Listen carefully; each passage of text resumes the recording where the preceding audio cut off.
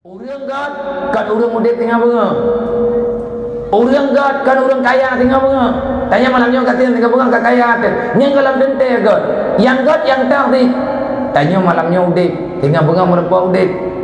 Unagat udip tanya menyeruh tanya roh dalam mengepuruh tanya oleh Allah langkawan urang minta ilmunya.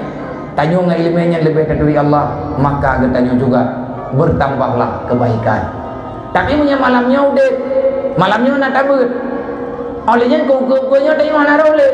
Nyan hala jatih li tanya jet kurang god. Menurut hawa, menurut Nabi Muhammad, menurut aturan yang naba Allah. Sekali lagi, alhamdulillah Allah yang masih memberikan kehidupan kepada kita. Nikmat yang paling laga dalam dunianya adalah nikmat udip, nikmat sehat. Yang kedua, nikmat luas waktu. Artinya katanya dia sehat, mudah urusan segala-gala. Dan Nabi ini berat, banyak orang tertipu. Nya malamnya katanya jajak kenonyo karena nak kepingin ro baju tabung tamah pala tengah urut kiamat. Nyo dalam hati dalam tujuan katanya. Kan mandung urang mendapatkan kesempatannya. Nyo minta ditajak kena bila jalan kan, dum urang lalai kan 60 urusan. Dari sinan tak benda tertubik tajak ke dia urang adik dum urang terduk-duk hana berfaedah untuk kebaikan. Hai pu duk bak kedai kopi nonton TV sampai dengan bunga paduk nak beri pahala yang kau doa. Hana mami hana putih terduk hai la empi hana ku dah hoja man sama masjid ku kabeh kunci tu pakan hatai etika ya anggonya etika apa ku doa sama masjid ku beras sama masjid nyana burung jelah.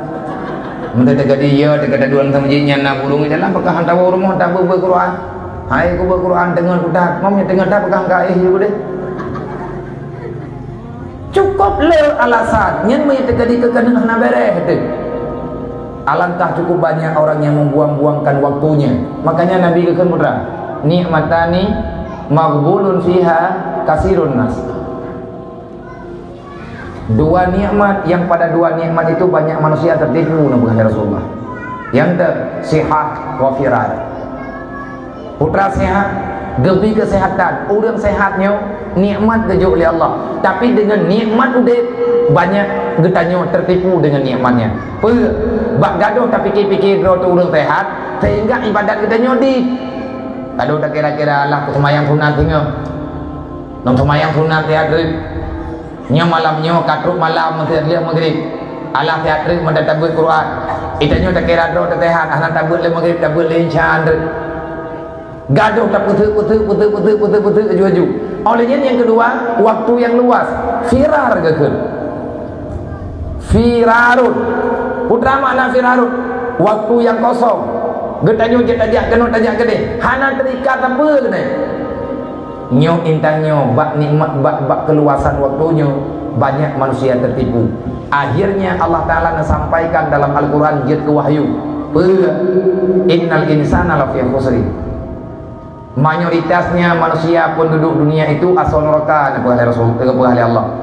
Wal asri dari masa ke masa, dari boroje hingga ngauronyo. Dari malamnya hingga malamnya rame urang dung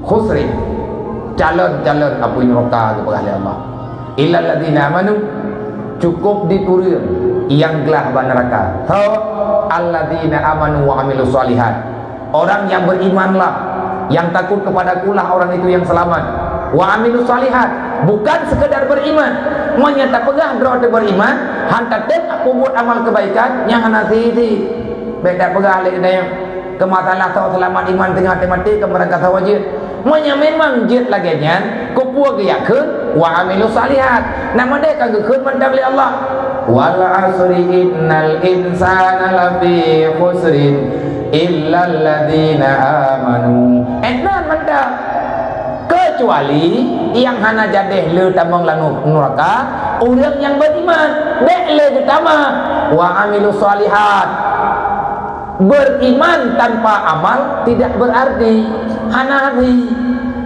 man tengah kepegah atau yang mati-mati tengah nak tak tawi lagi dah Yang penting hati mati kamu selamat iman. Kan hana kadori le katanya sawa yang selamat iman. Butoi hana kadori sawa yang selamat iman. Tapi untuk selamat iman yang gepumeri oleh Allah.